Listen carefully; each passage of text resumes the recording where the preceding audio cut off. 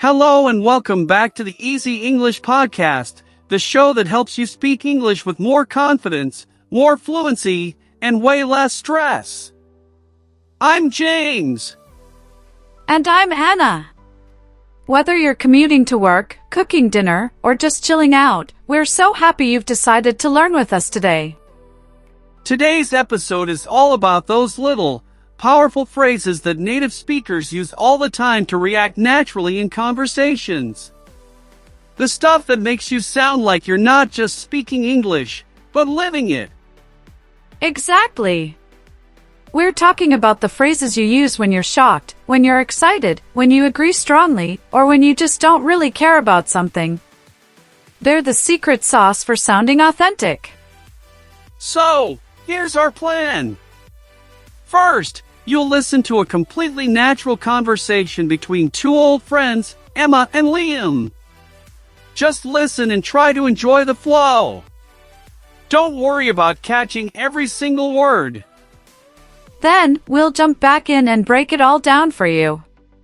We'll explain every single expression, what it means, and how you can use it in your own life. We'll even share some stories from our own experiences. Perfect!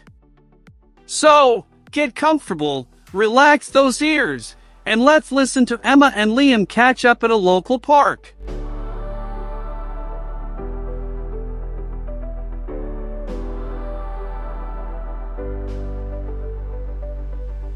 Liam, thanks a ton for grabbing these benches.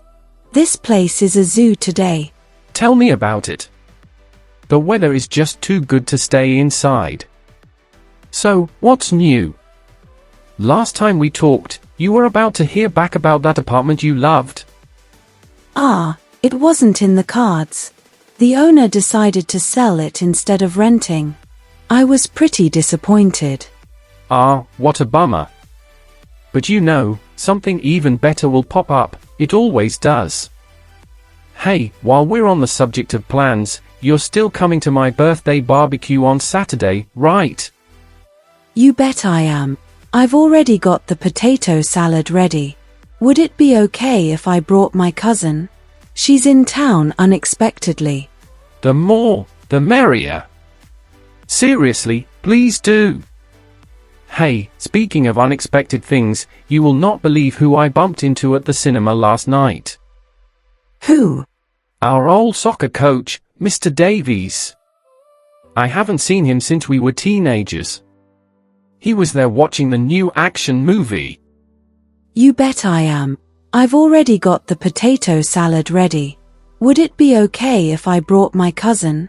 She's in town unexpectedly. Seriously? And get this, he said he remembers us because we were the only ones who always mixed up the rules. Don't remind me. Okay, but changing the subject completely. I finally tried that hot yoga class you've been raving about. No way. And? How was it? You know, once I got past the heat, it was a piece of cake. The poses were actually quite basic. You're pulling my leg. I saw a video and it looked intense. I'm impressed.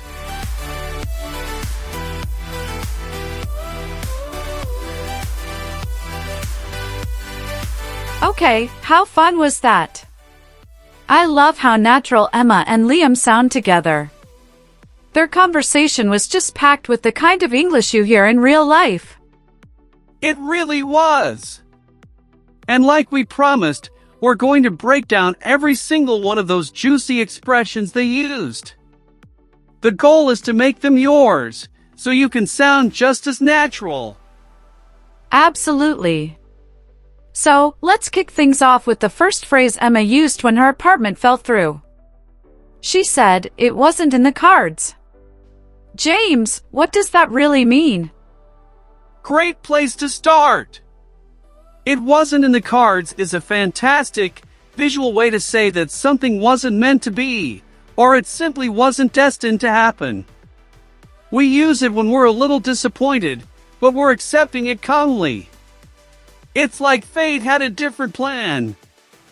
Exactly. It's a softer, more philosophical alternative to just saying it didn't work out. For example, if you really wanted to go on a picnic but it rains all day, you could sigh and say, well, I guess a picnic just wasn't in the cards today. I used this just last week. I was trying to get tickets to see my favorite band, but they sold out in minutes. When my friend asked if I got them, I just said, nope, it wasn't in the cards. It sounds so much better than getting angry, right? It really does. It shows a mature, relaxed attitude. And listeners, notice the structure. It plus wasn't slash won't be plus in the cards. You can use it for past or future possibilities. Another example, if someone asks if you think you'll get a promotion, you could say, I hope so, but if it's not in the cards, that's okay too. Perfect! So, remember this one for when things don't go your way, and you want to express that with a bit of grace and acceptance. It's a small phrase that makes you sound very fluent. Now, let's look at Liam's sympathetic response. When Emma shared her bad news, he said, what a bummer. This is such a common, casual phrase for expressing disappointment. Yeah, what a bummer is like saying that's a shame or that's too bad, but it's more informal and friendly. You'd use it with friends, family, or colleagues you're close with. You wouldn't typically say it in a very formal business meeting. For sure. I remember when my friend told me his vacation got cancelled, my immediate reaction was, what a bummer, man. It instantly shows you understand their disappointment and you're on their side. And the pronunciation is key here, listeners. We often say it like what a bummer, blending the words together. It's all about the flow. Try it. What a bummer. What a bummer. But in natural speech, what a bummer. You can also just shorten it to bummer on its own. It's versatile, it's empathetic, and it's a must-have in your reactive vocabulary. So, you've just learned two fantastic phrases for handling life's little letdowns. One for accepting your own, it wasn't in the cards, and one for sympathizing with a friend's, what a bummer. Alright, let's keep this energy going. The next phrase is a super enthusiastic way to say yes. When Liam invited Emma to the barbecue, she didn't just say yes. She said, you bet I am. I love this one. You bet or you bet I am slash do slash will is a super common and friendly way to express a strong, confident yes. It's like saying, absolutely, or without a doubt. There's a lot of positive energy in this phrase. Exactly. You use it when you're really excited about something or when you want to remove any possible doubt. If a friend asks, are you coming to my party? And you say, you bet I am. You're not just confirming, you're showing you're genuinely excited to be there. And it's not just for invitations. If someone asks, do you want another piece of cake? You can respond with a smile, you bet I do. It's much more dynamic and natural than a simple yes. A little pronunciation tip here, listeners. Often, in fast speech, it sounds more like you betcha. It's a very relaxed, fluid sound. You betcha I am. I use this all the time. Just last weekend, my friend asked me if I was ready for our hiking trip, and I immediately said, you bet I am.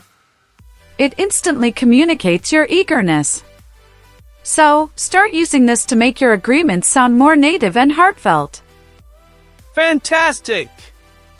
Now, let's look at Liam's wonderful response when Emma asked if she could bring her cousin. He said, the more, the merrier. This is a classic. It really is.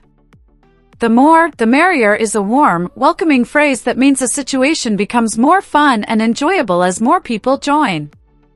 It's the perfect thing to say when you want to make someone feel included and wanted. Couldn't agree more. It's the opposite of being exclusive. You're basically saying, the bigger the group, the better the time will be.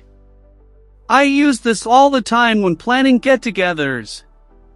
If someone asks, can I bring a plus one? Saying the more, the merrier is the best possible answer.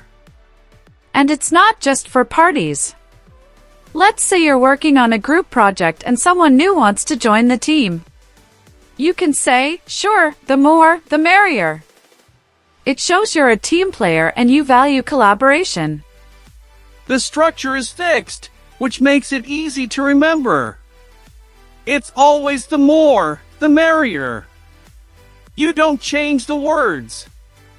It's a proverb that every English speaker knows and uses. So, listeners, this is your go-to phrase for being inclusive and friendly. It makes people feel good and immediately creates a positive, social atmosphere. Remember it, and use it often. Now we get to one of my favorite parts of their conversation, the coincidence. Liam said he bumped into their old coach. This is such a vital phrasal verb. It really is. To bump into someone doesn't mean you physically collided with them, though it can mean that too. In a social context, it means to meet someone by chance, completely unexpectedly. It's the perfect phrase for those fancy seeing you here moments. Exactly. You use it when you see someone at the supermarket, at the airport, or in a different city when you least expect it. It's much more natural than saying I met someone by accident. I bump into my neighbors at the coffee shop all the time.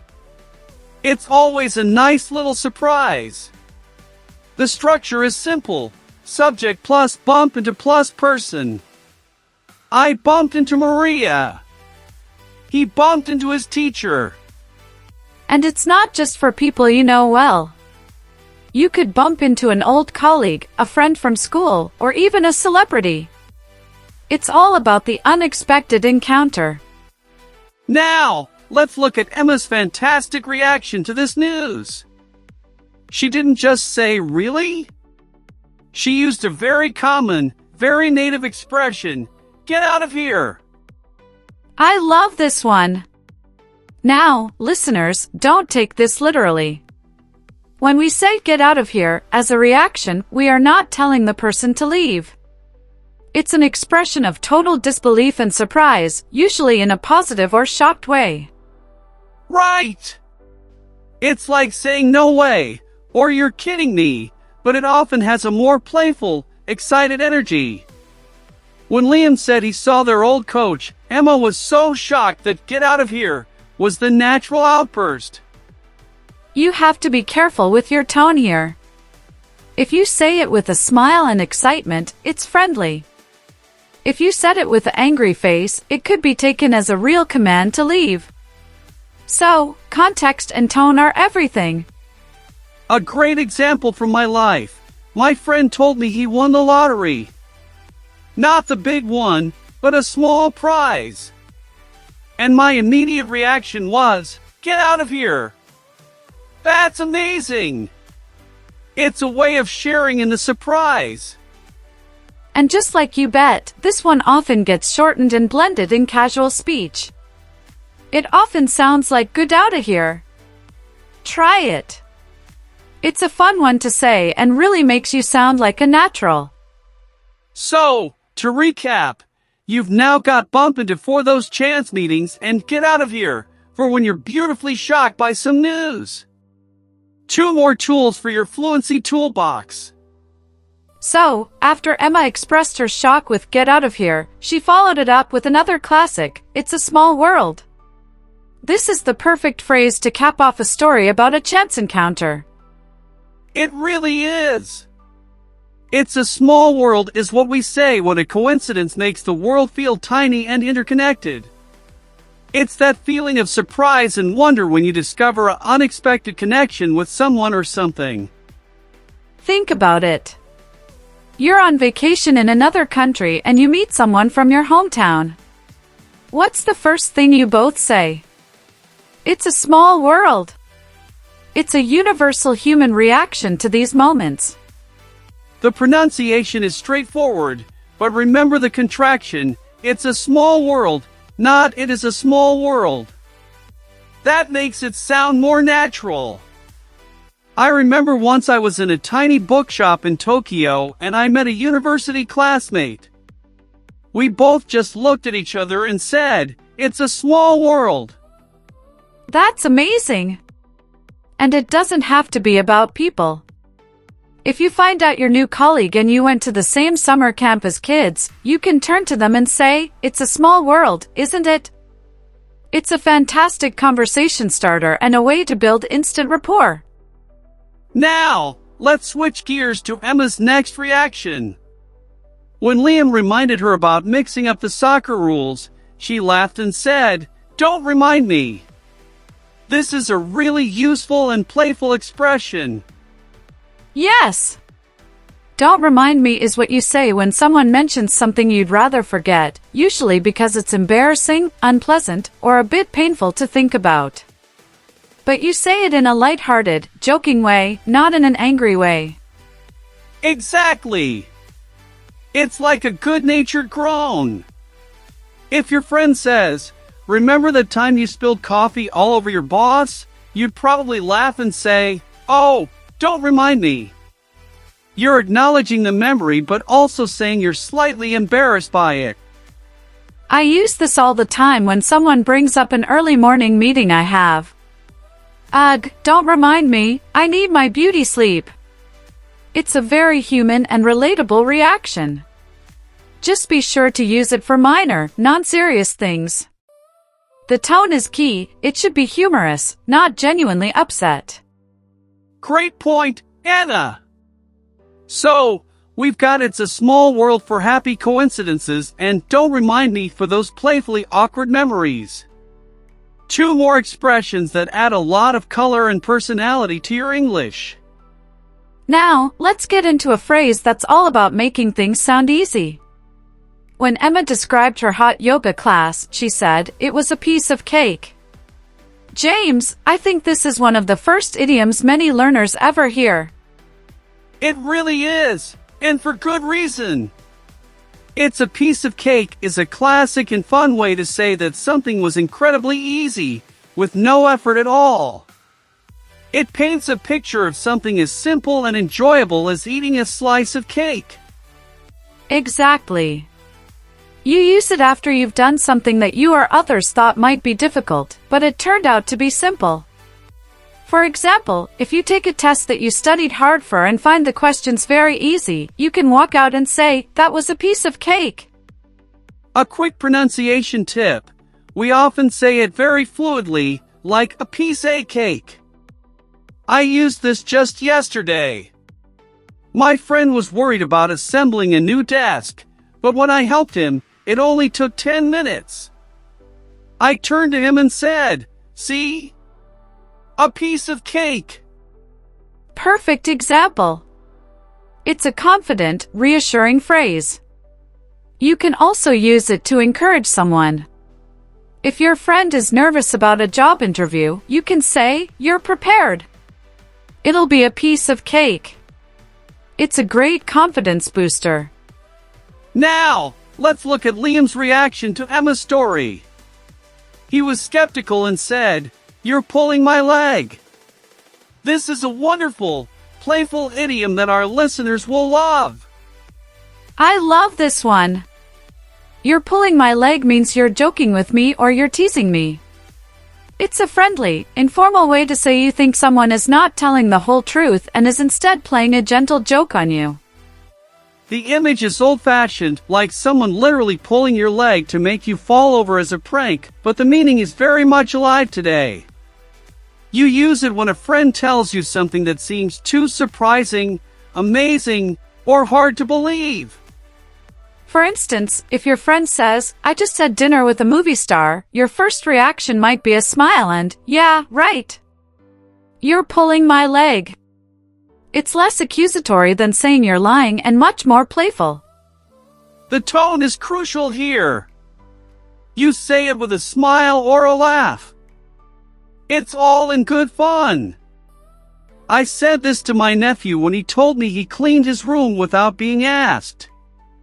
I laughed and said, "You're pulling my leg, right? Let me see it." So, to our listeners, these two phrases are your secret weapons. Use a piece of cake to talk about easy tasks, and "you're pulling my leg" to playfully call someone out on a joke. They're fantastic for sounding natural and engaging in everyday chats. We're cruising through these expressions. Now, let's rewind to the very beginning of their chat. When Emma arrived and saw how busy the park was, she said, "This place is a zoo today." This is a classic metaphor we use all the time. It really is. Calling a place a zoo means it's extremely crowded, noisy, and chaotic, just like the animal enclosures at a real zoo. It's a vivid way to describe a busy train station, a packed market, or a hectic office on a Monday morning. The structure is simple. Place plus is a zoo. I said this last week when I went to the post office before a holiday. There was a line out the door. People were rushing. I texted my wife. "You wouldn't believe it in here. It's a total zoo." It's a very effective and relatable image. Just remember, it's informal. You'd use it with friends or colleagues, but probably not in a formal report. It's perfect for making your descriptions more colorful and expressive. Now, let's look at another subtle but powerful phrase Liam used to smoothly change the subject. He said, "While we're on the subject of plans." This is a fantastic transition tool. Absolutely. "While we're on the subject of" is an elegant way to move the conversation to a related topic. It creates a natural flow instead of just abruptly changing the subject. It shows you're listening and connecting ideas. For example, if you're talking about movies and your friend mentions a great actor, you could say, "While we're on the subject of great actors, have you seen his new film?" It's a seamless transition that feels very natural. I use this all the time in conversations, and even in these podcasts.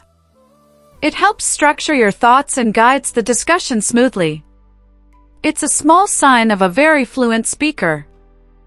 And let's not forget Liam's other great phrase, "Tell me about it." When Emma said the park was a zoo, he replied, "Tell me about it." Now, he wasn't literally asking her to describe it further. Right. "Tell me about it" is an idiom we use to express strong agreement, especially with a statement that's frustrating or all too true. It's like saying, "I know exactly what you mean, and I've experienced it too." If your friend says, "This week has been so long," and you feel the same way, you can sigh and say, "Ugh, tell me about it." It builds camaraderie. You're both sharing the same feeling. The tone is key here. It's usually said with a sense of shared exhaustion or amusement. It's another one of those phrases that makes you sound like you're truly in the conversation, not just observing it. So, we've covered describing chaos, a zoo, transitioning smoothly, while we're on the subject, and agreeing emphatically, "Tell me about it." Your conversational toolkit is getting seriously powerful. And that, everyone, brings us to the end of today's linguistic adventure. We've covered so much ground, from handling disappointment to expressing sheer amazement. We really have. Let's do a quick, final recap of these powerful little phrases that will instantly level up your English. You learned it wasn't in the cards for accepting fate calmly, and what a bummer to sympathize with a friend. Then we move to the enthusiastic "You bet I am" and the wonderfully welcoming "the more, the merrier." Perfect for social situations. We covered the chance encounter with "bump into someone" and the shocked reaction with "get out of here," followed by the philosophical "it's a small world." We couldn't forget the playful "don't remind me" for those awkward memories, and the confident "it was a piece of cake" for describing easy tasks. And finally, We wrapped up with the skeptical "you're pulling my leg," the chaotic "it's a zoo in here," the smooth transition while we're on the subject, and the agreeing "tell me about it." Phew! What a list! Remember, the key to making these yours is practice. Try using just one or two of these phrases in your next English conversation. Maybe even think back to your own life. Can you remember a time you bumped into someone? Was a test you took a piece of cake? That's the best way to learn. Make it personal. We hope you feel a little more confident, a little more equipped to dive into natural English conversations. We're so glad you spent this time with us on the Easy English podcast. If you enjoyed this episode, please let us know by giving us a like or a follow, and share it with a friend who's also learning. And we'd love to hear from you. What phrases do you want to learn next? What situations make you feel nervous in English? Tell us! Your suggestions help us create the best possible episodes for you. So from both of us, James and Anna, thank you for listening. Keep practicing, stay curious, and we'll see you in the next episode. Bye for now!